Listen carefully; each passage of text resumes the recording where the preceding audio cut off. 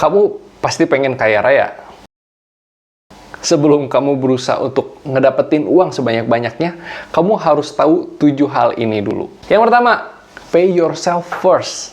Bayarlah diri kamu sendiri. Kamu berhak dan wajib untuk menghargai diri kamu sendiri pada saat kamu sudah berhasil mengumpulkan uang.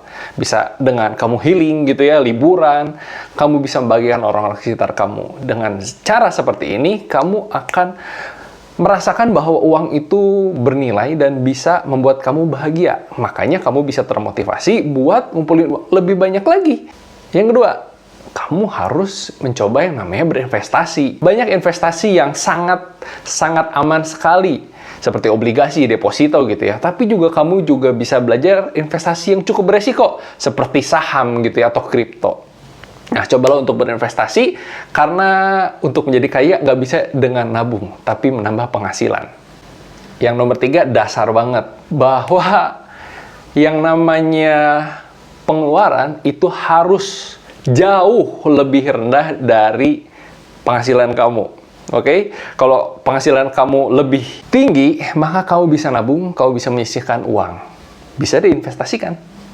Yang nomor 4, harus punya tujuan keuangan. Ya, pastilah. Kalau misalnya kamu nggak punya tujuan keuangan, pasti kamu nggak akan kemana-mana. Kalau misalnya kamu pengen nabung 6 juta gitu ya, setiap tahun gitu ya, saya pengen nabung 6 juta setiap tahun, maka setiap bulan kamu harus nabung 500.000 kan.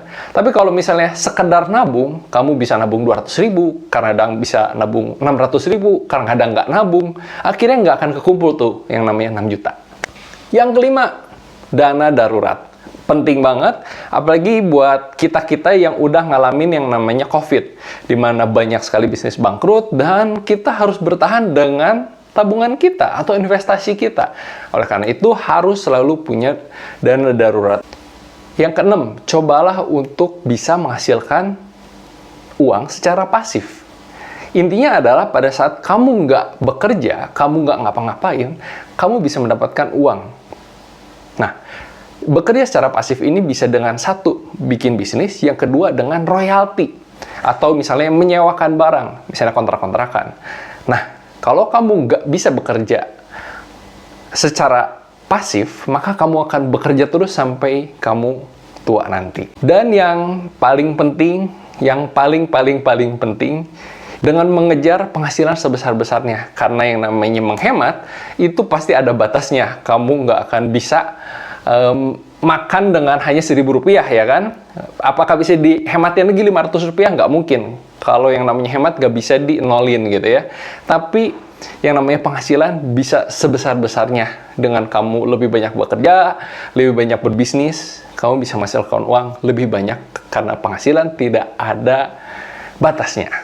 Saya harap kamu yang udah belajar tentang 7 prinsip ini, kamu bisa coba praktekin, dan kira-kira prinsip yang mana yang menurut kamu paling bisa memudahkan kamu untuk bisa jadi kaya raya.